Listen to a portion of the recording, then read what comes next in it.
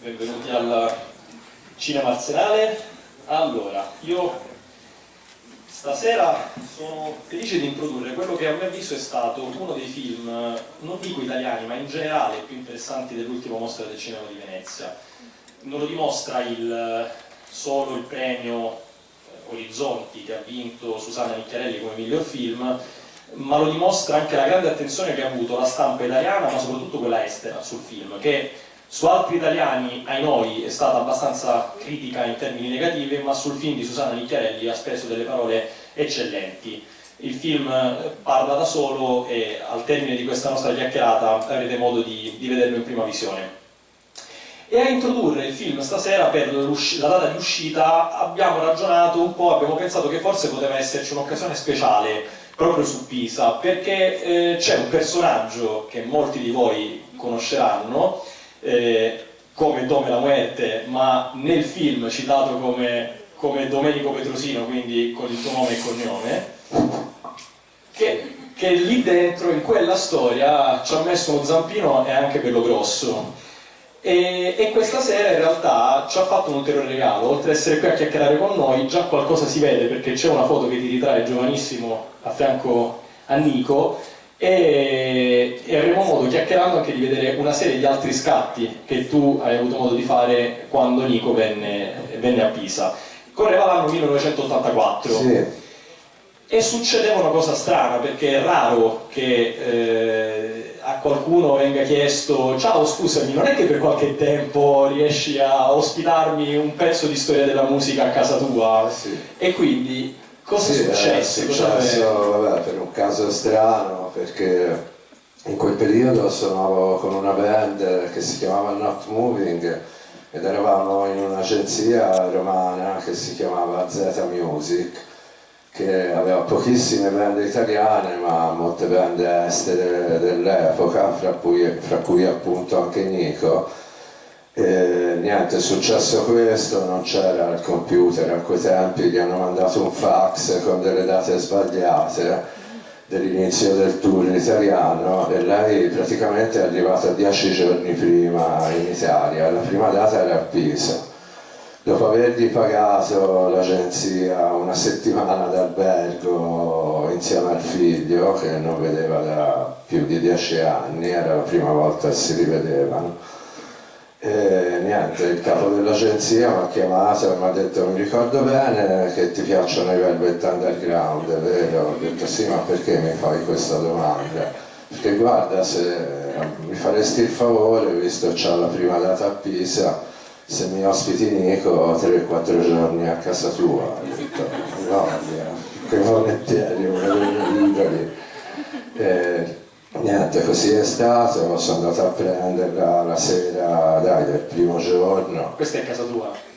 Sì, questa è la cucina di casa mia, che vedi, guarda, qui si può già dire qualcosa, che ho letto sul copione, che c'è spunta una bottiglia d'amaretto di Saronno. Gli avevo fatto perché mi aveva detto subito: guarda, sono vegetariana, te lo dico subito. Ho detto: non c'è problemi, ti faccio una pasta al pomodoro. E niente, poi ho adocchiato mentre mangiava questa bottiglia che avevo lì dal mio primo matrimonio, da 3-4 anni, sull'armadietto della cucina. Mi fa: ma guarda, ma quello mi ha detto di Saronno. E lo faccio: sì, lo posso bere un bicchiere, voglio, lo puoi anche finire tutto, tanto lì da qualche anno. Così. E niente, ho visto che ha cominciato a pasteggiare con l'amaretto di Saronno, cioè nel genere pasteggio col vino, penso come la maggior parte di voi. Niente, questo poi particolare è stato messo cambiandolo nel film, perché io il film lo vedo la prima volta insieme a voi, che è stato cambiato con limoncello, sì, però forse per problemi di marchio registrato, non lo so.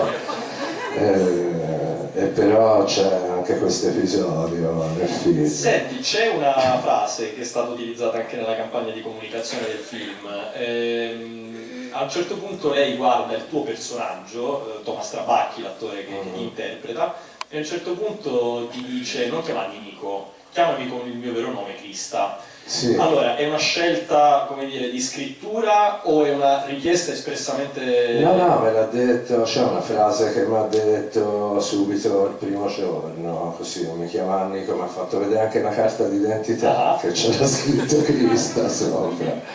Niente, perché era il momento, cioè, veramente creativo per lei, artisticamente parlando, che infatti anche Susanna, ho visto un'intervista, ha detto una cosa giustissima su quel periodo, che è stata una parabola però alla rovescio, cioè che le cose migliori poi le ha fatte appunto nell'ultimo periodo della sua vita. E questo era proprio il momento in cui voleva staccarsi dall'immagine di Nico, The Velvet Underground, e uscì veramente, insomma, per l'artista che era.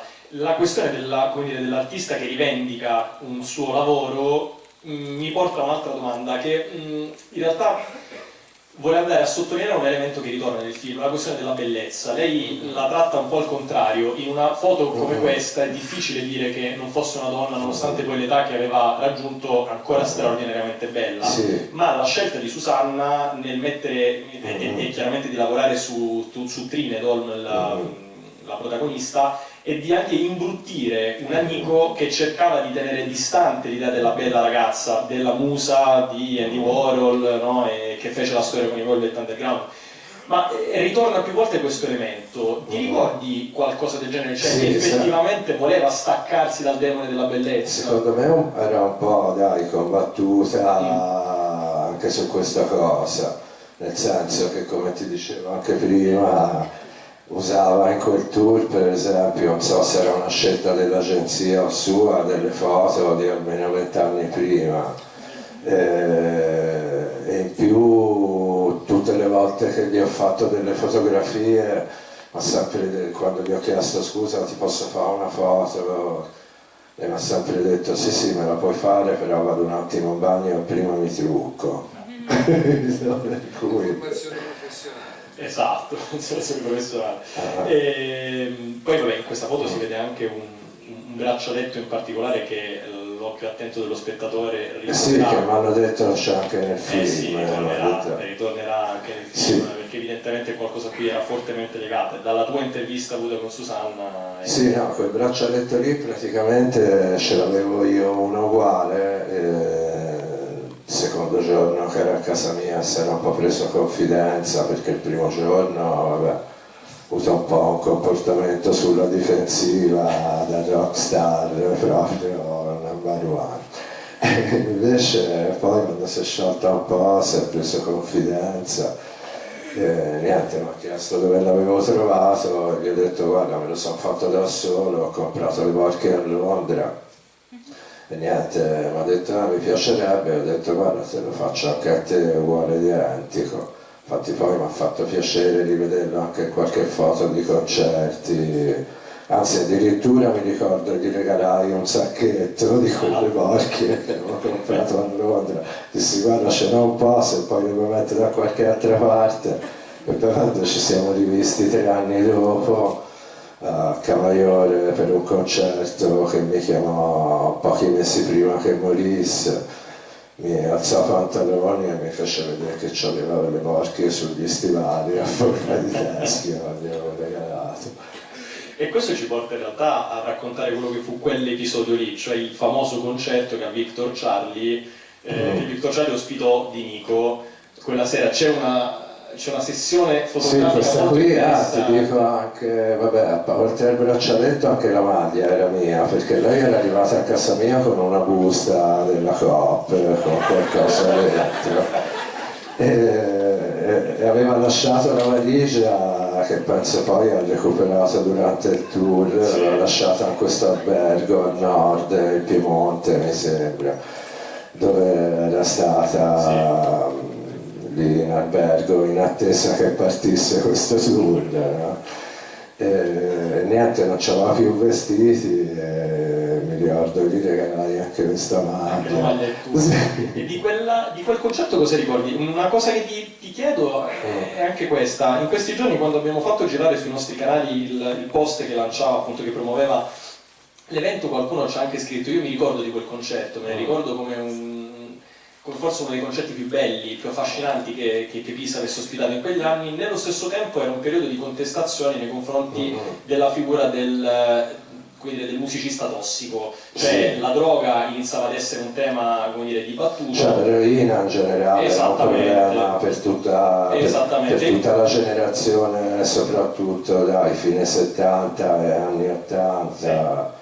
E quindi vabbè, c'era chi faceva parte, diciamo, del movimento, sì, non vedeva di buon occhio l'uso dell'eroina in generale, a maggior ragione, cioè un tuo idolo in quel periodo non poteva essere un tossicomane. Tant'è che qualcuno dice non venne, non venne proprio per quel motivo, per la figura che purtroppo si portava dietro, secondo me ingiustamente, perché poi c'è una domanda che gli ho fatto, anche questa, in quei giorni che siamo stati insieme, appunto gli ho chiesto: ma quando eri con Velvet Underground, cioè, facevate tutti di eroina così? E lei mi ha detto: no, guarda, si sbombolavano bene solo Lou John Cale, poi tutto il resto della banda, niente, non facevamo uso di droghe pesanti. Io ho cominciato al momento che mi hanno levato il figlio, cioè dal dolore, che mi hanno detto che non me lo facevano vedere più, infatti non gliel'hanno fatto più vedere per 12 anni. Perché praticamente lei questo figlio l'aveva fatto con Alain Delon, che non l'ha mai riconosciuto. Poi se c'è anche qualche foto, così vedrete la somiglianza quasi come due gocce d'acqua. Però la nonna materna era riuscita per vie legali a fargli togliere il figlio con la scusa, insomma, della vita che faceva lei sempre in giro, che non poteva essere una buona madre, una brava madre, una cosa che lei poi si è portata dietro fra i suoi dolori, diciamo, con i quali conviveva. Ed erano gli anni in cui scriveva testi come My Heart Is Empty, che dice appunto: My Heart Is Empty, but the songs I sing are filled with love for you. Evidentemente scritto per Ali, appunto, un figlio che aveva ritrovato in erano quel dei momento. pezzi che faceva sempre. Sì, e tra l'altro questa è la scaletta. Sì, questa scaletta se l'ha dimenticata a casa mia, l'ho conservata, è scritto dietro un biglietto da visita ad un albergo. E il primo brano sottotitolato è proprio My Heart Is Empty. Sì. Ed era forse la prima volta che provava a cucire su se stessa l'abito di madre, cosa che non era riuscita ad essere per una vita infatti intera. Me l'ha detto una volta che era una mamma cattiva. Ma insieme a lui come... Insieme a lui avevano un rapporto chiaramente che non si vedevano da così tanti anni, cioè sembravano quasi due fidanzati, erano sempre abbracciati. Sì. La somiglianza in effetti.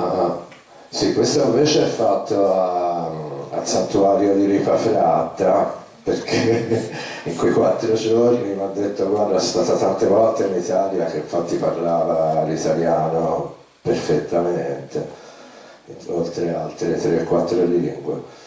Mi ha detto: mi devi portare a vedere qualcosa di antico, che l'Italia è piena di queste cose, ma non la Torre di Pisa, portami a vedere qualcosa di più nascosto. E allora l'ho portata al santuario di Ripa Fratta, che era sempre aperto, e quel giorno era chiuso il cancello.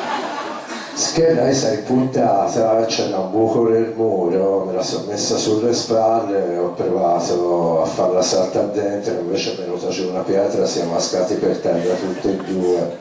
Poi lei si è scusata, mi ha detto: io sono debole rispetto a voi perché io non mangio la carne. Certo.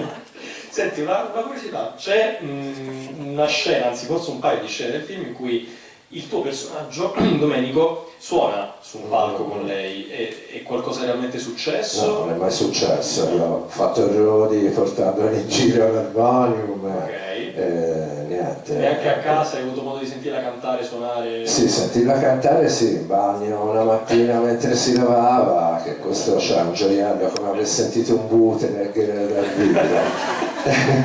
Cantava il Love You dei Doors a squarciagola mentre si lavava nel bagno. Cosa quantomeno insolita, insomma. Sì, sì, una bella versione anche a cappello. Senti, venendo invece al lavoro sul film, quello che mi ha colpito nel leggere tante interviste che Susanna nei giorni di Venezia ha rilasciato alla stampa italiana ed estera è che lei ha detto: io ho intervistato il figlio a Parigi, ho avuto modo di stare con lui un po' di tempo, gli agenti del tempo, ma soprattutto con Domenico ho avuto una lunghissima chiacchierata e a Domenico ho voluto fare vedere proprio la sceneggiatura. Cioè, a te ha riservato anche questo ruolo qui, molto più particolare rispetto ad altre persone. Com'è stata la tua collaborazione con Susanna? Che giorni sono stati? No, Susanna praticamente mi ha scritto sulla pagina di Facebook dicendomi che mi voleva vedere perché doveva fare un film sugli ultimi anni di vita di Nico e una parte era ambientata in Italia e niente, voleva sapere delle cose da me. È venuta praticamente la scorsa estate con un computer dove mi ha fatto sentire l'intervista che aveva fatto Ari, il figlio di Nico, a Parigi, che lui ora è in un ospizio a 50 anni, ha avuto un ictus, insomma, poi ha avuto un sacco di problemi alle droghe. E lì, insomma, per ora questo ospizio, lei da tanto a intervistarlo lì e gli ha chiesto te cosa ti ricordi di quando eri in Italia. E lui gli ha detto: guarda, mi ricordo che sono stato alcuni giorni a Ivrea e poi che sono stato a casa di Domenico Petrosino, lo devi contattare perché ci siamo stati qualche giorno e niente, da lui poi sapere un po' di cose. E niente, poi Susanna mi ha fatto una lunga intervista dal quale poi ho capito, cioè ha tratto anche delle cose del film, alcune sono inventate, poche, no, tipo quella del limoncello e l'amaretto di Serondo, o che ne so, che si intuisce che io sono stato con Nico, invece purtroppo non è vero. E poi che ci ho suonato insieme, ma anche questa non è vera, però poi c'è un sacco di cose che gli ho detto, ho visto, perché chiaramente, proprio perché c'erano 2 o 3 cose inventate sul mio personaggio, mi ha mandato prima il copione e mi ha detto: guarda, poi devi filmare una liberatoria, gli faremo anche dei tatuaggi uguali ai tuoi, così. E niente, quindi lo sapevo già fin dall'inizio questa cosa qui, che non era tutto, cioè che qualcosa nella sceneggiatura sarebbe stato cambiato. Senti, l'ultima domanda che voglio farti non la faccio a Domenico, la faccio invece a Dome, al musicista e all'esperto di musica, anche al grande conoscitore della storia della musica. Ho avuto il piacere di chiacchierare già con te in un altro momento e me lo hai veramente dimostrato. Tu stesso hai avuto modo nell'arco della tua carriera di cambiare generi, di sperimentare dal punk rock, underground, fino ad arrivare al cantautorato, il tuo ultimo album. Nico l'ultimissima parte la dedica proprio a questo, al cantautorato. Ti chiedo, come cantautrice, se secondo te realmente è riuscita a mettersi a nudo, a liberarsi di una serie di demoni, a raccontarsi per davvero, e se quell'ultimo periodo, che poi è quello che noi vedremo nel film, è veramente, musicalmente parlando, il periodo di Nico più interessante di tutta la carriera. Senti, Nico, vabbè, a parte con i Velvet Underground conoscevo già, c'avevo già anche quando è venuta a casa mia qualche disco solista suo. Più che altro conoscevo dischi, quelli in cui lei canta suonando l'armonium o comunque con l'ausilio di qualche altra tastiera e basta, senza batteria, senza basso, senza band, via. Mentre invece negli ultimi tempi, secondo me, la storia forte è che ha mantenuto entrambe queste cose, a periodi le ha mescolate, no? Quella del cantautorato e quella di suonare con una band, Sì. e questa cosa si vedeva poi dal vivo perché riusciva ad avere lo stesso impatto da sola, in 2 e in 10 sul palco. E niente, l'ultimo che ho visto, che era con una band dove faceva appunto molti di quei pezzi che erano su quella scaletta e che alcuni erano su un disco che lei mi fece sentire proprio nell'84, che aveva questa busta della coppa dell'altra roba, c'aveva questo vinile della nuova Exile, che era stato, cioè lì c'era anche l'uso, che ne so, di strumenti etnici, anche il violino suonato in maniera, dai, molto tradizionale, Sì, aveva quasi, questa dai, ossessione di cercare dei sì, suoni. papagano come stile di musica, no? E niente, per cui secondo me lì aveva raggiunto proprio il massimo della maturità a livello artistico, perché era riuscita appunto a fondere queste due cose qui, il cantautorato con la band, e quel disco lì a me, insomma, conoscendo le cose che non avevo mai sentito, me l'ha fatta sentire lei per la prima volta, avendo sentito sempre solo le cose con l'armonium, così mi ha sconvolto da quanto era bella. Poi me l'ha anche registrato su una cassetta e c'ho sempre, mentre non si ascoltava. Bene, io Domenico ti ringrazio veramente per questa chiacchierata che Grazie a voi. credo che abbia ripercorso una storia tua personale e anche storia con la S maiuscola, quella del rock. Ti auguro e vi auguro una buona visione e sono convinto che, come dire, ti piacerà, ne parleremo a fine film. Grazie e buona serata.